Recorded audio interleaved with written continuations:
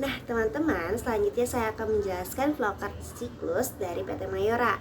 Nah, saya akan menjelaskan dari penerimaan barang baku hingga finishing. Mungkin aku akan mengambil contoh yaitu rumah kelapa. Nah, teman-teman, awal-awalnya pasti kita bakal menerima bahan baku ya guys ya, karena sebagaimana yang akan dibuat untuk menjadi aroma kelapa ini. Nah, bahan baku ini setelah diterima pasti ada keputusan nih yang disebut dengan decision. Nah, ini tuh yang dimaksud adalah jadi atau enggak nih, mundur atau enggak. Kalau misalnya bahan bakunya oke, pasti bakal dilakukan proses selanjutnya. Tapi jika bahan bakunya ada yang kurang, pasti akan dipengecekan kembali ya guys ya, atau dipesan kembali seperti itu. Nah, yang ketiga nih guys, ada tahapan mixing. Nah, tahapan mixing ini tim QC melakukan pengecekan kecepatan waktu nih digunakan selama pencampuran adonan yang menghasilkan adonan sesuai standar. Nah, kualitas adonan yang dihasilkan dipengaruhi oleh pencampuran yang dilakukan, di mana pengadukan berlebihan akan merusak struktur sehingga adonan menjadi mudah retak terus ketika pengovenan ya guys ya. Nah, sedangkan jika pengadukan terlalu singkat akan mengalami adonan yang kurang elastis yang menyerap air. Nah, maka dari situ pastinya sesuai dengan perusahaan ada SOP-nya masing-masing selama pengadukan tersebut. Nah, selanjutnya itu ada keputusan kedua nih. Nah, keputusan kedua ini adalah ketika adonannya sudah oke sesuai dengan SOP, standar SOP. Nah, pastinya akan dilakukan selanjutnya nih, tahap selanjutnya. Namun, kalau misalnya tidak sesuai dengan SOP, pasti akan ditindaklanjuti nih, guys. Nah, yang keempat ya, sekian kalinya itu ada ticking dan molding. Nah, ticking dan molding ini tahapan dimana adonan yang sudah tercampur dengan homogen dicetak menggunakan cetakan bulat, karena aroma kelapa kan bulat ya. Nah, untuk awasan mutu yang dilakukan pada tahapan ini adalah pemeriksaan penerapan SSOP guys, yang dilakukan di area ini. Nah, setelah ini masuk keputusan ketiga nih dari sekian kalinya ya lagi-lagi dicek lagi, dan kalau tidak akan diajukan pengembalian pengecekan, dan kalau misalnya sudah oke pastinya akan langsung masuk ke step selanjutnya. Nah, lalu dimasukkan ke oven nih, next selanjutnya ya. Nah, pada saat ini melakukan pematangan biskuit sesuai SOP. Pengawasan yang dilakukan oleh QC Mayora yaitu menjaga suhu yang digunakan sesuai dengan SOP nih. Nah, yang ini kalau misalnya suhunya terlalu tinggi akan melibatkan permukaan biskuit kering ya guys ya. Nah, kalau misalnya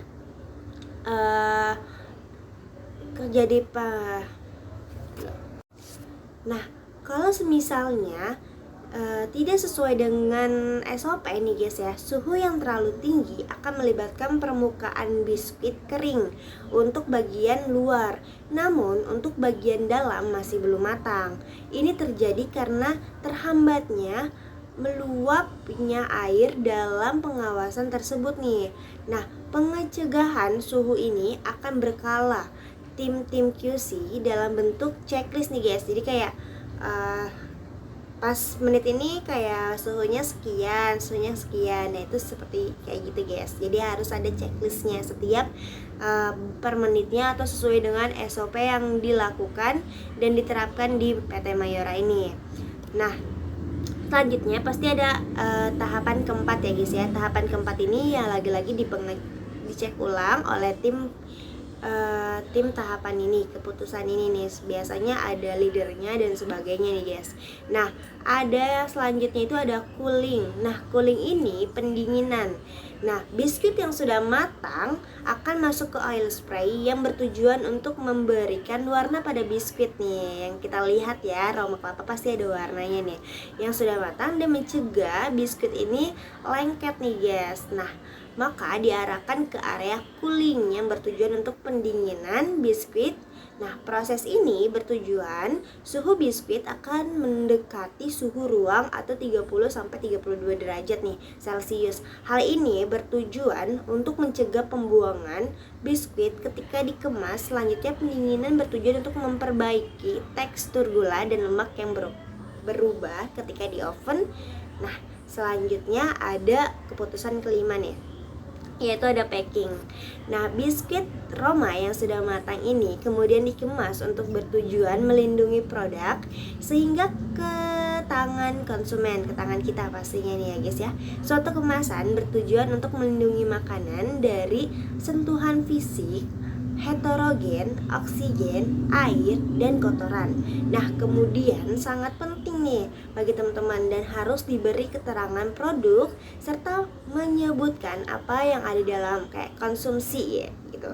Nah, dan kemasan ini bertujuan untuk menarik pelanggan. Nah, teman-teman pasti udah mendengarkan ya kalau misalnya bungkus itu pengaruh banget dengan ketertarikan pelanggan karena kayak lucu, gemas, dan kalau Roma kan itu kayak menarik banget ketika kita lapar kayak Roma gitu.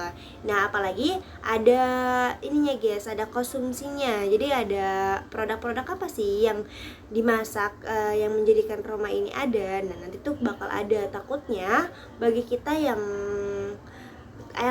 alergi sesuatu hal kandungan itu bisa kita jauhkan gitu. Jangan sampai kita makan terus habis itu alergi. Seperti itu guys. Nah, pasti selanjutnya finishing.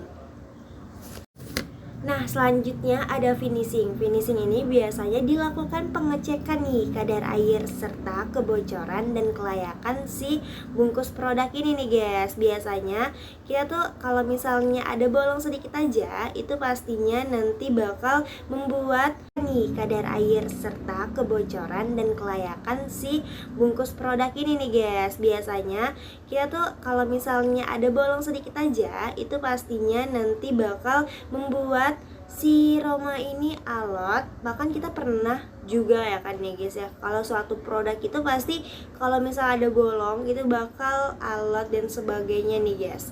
Dan juga pasti pengecekan konsumsinya apakah ada, expirednya ada. Kalau misalnya nggak ada, itu biasanya kita balikan lagi ke packing untuk ditempel lagi nih guys, diganti untuk kemasannya seperti itu.